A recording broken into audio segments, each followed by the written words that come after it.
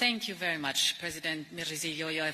Thank you first and foremost for your outstanding hospitality. I'm very glad to be here today, distinguished heads of delegations. It was the great explorer of the past, Ibn Battuta, who said, "Travel leaves you speechless." And that was after his visit to Samarkand. For more than 1,000 years, this city has been the beating heart of Central Asia, the hub of a vast trading network. Over the centuries, Samarkand has witnessed new partnerships and new friendships. So it is a privilege to be here for the first summit between Central Asia and the European Union, marking a new chapter in our long-standing friendship. World history has often turned on events in this city. And as we meet here today, we are at another turning point. New global barriers arise. Investments are being redirected or cut. Powers around the world are carving out new spheres of influence. But here in Central Asia, we show that there is another way. Central Asia is a region of proud sovereign nations with ancient histories and great ambitions. Your strategic location can open global trade routes and investment flows, and these new investments will enhance sovereignty. They will strengthen your economies, and most importantly, they will make new friendships. They will bring people together. We Europeans want to be partners in this new chapter in your 1,000-year history. So today we establish a new strategic partnership between Central Asia and Europe. We are moving closer together. This partnership will make deeper connections between our two regions. It will lead to new opportunities for cooperation, be it in the energy sector or mobility, be it digital or tourism, trade or transport. And it will bring people together from across our regions. Reliable partners have never been so important. Our strategic partnership is a commitment to be there for each other. And we want to explore new avenues for cooperation. So let me focus on 4 promising areas. Let me start with transport corridors. Central Asia is the very definition of a global gateway, the beating heart of Eurasia. And this is why our global gateway investment agenda focuses so much on this region. Last year, we pledged 10 billion euros to the Trans-Caspian transport corridor. This will cut the overland journey between Europe and Central Asia by around a half, so that is down now to just 15 days. And the corridor will also unlock untapped potential for business between our regions, and it will boost links and trade within your 5 Central Asian nations. So today I'm pleased to announce that a new investors forum will take place in Uzbekistan in 2025. This will secure private funding for the corridor and allow us to assess the progress. In an increasingly fragmented world, the Trans-Caspian transport corridor will boost connections between your 5 countries and Europe. But infrastructure is not everything. Smooth border crossing with Central Asian and South Caucasus countries is also essential to reach the Black Sea. After 3 decades of closure, the opening of borders of Armenia with Turkey and Azerbaijan is going to be a game changer. and it will bring Europe and Central Asia closer together like never before. My second point concerns the critical raw materials.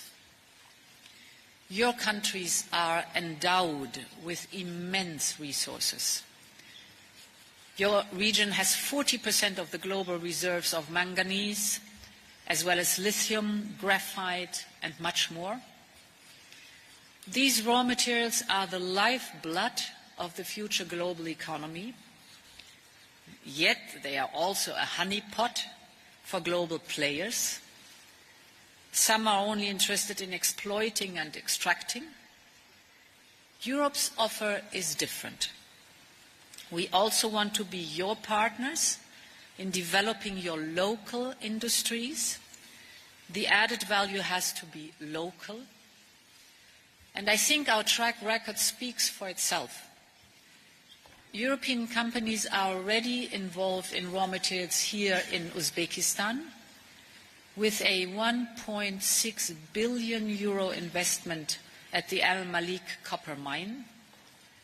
They don't just contribute to extracting minerals, but also to processing them on site.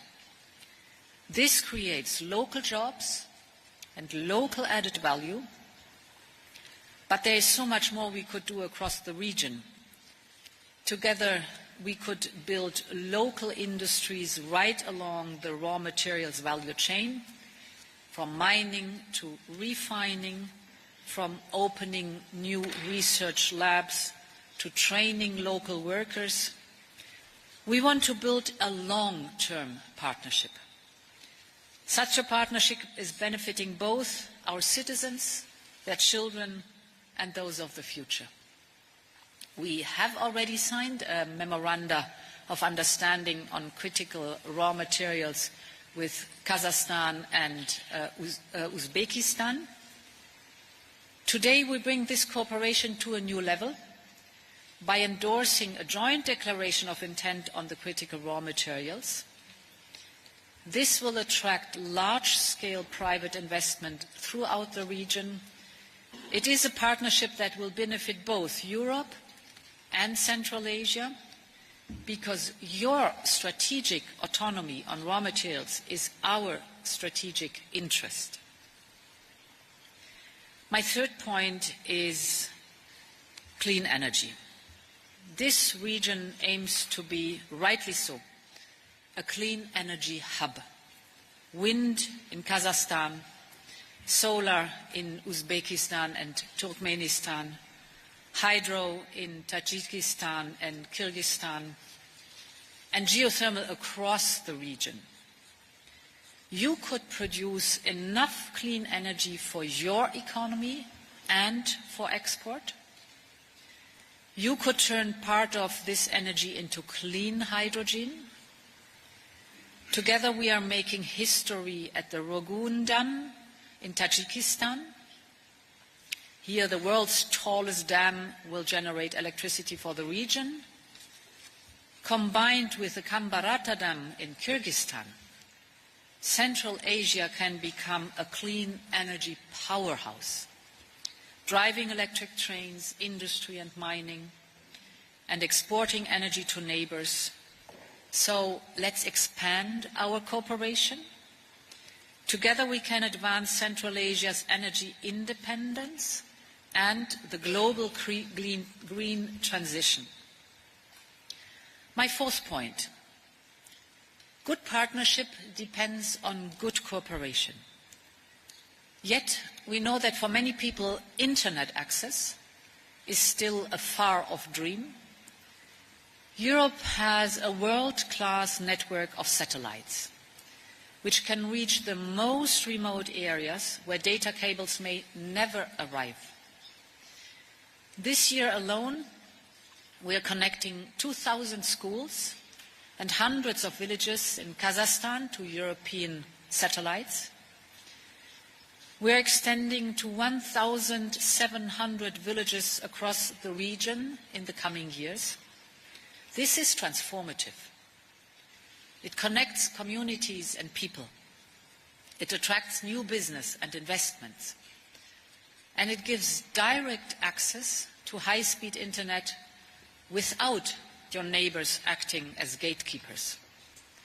Now, we want to work with all of you so that all Central Asia can enjoy the same opportunities.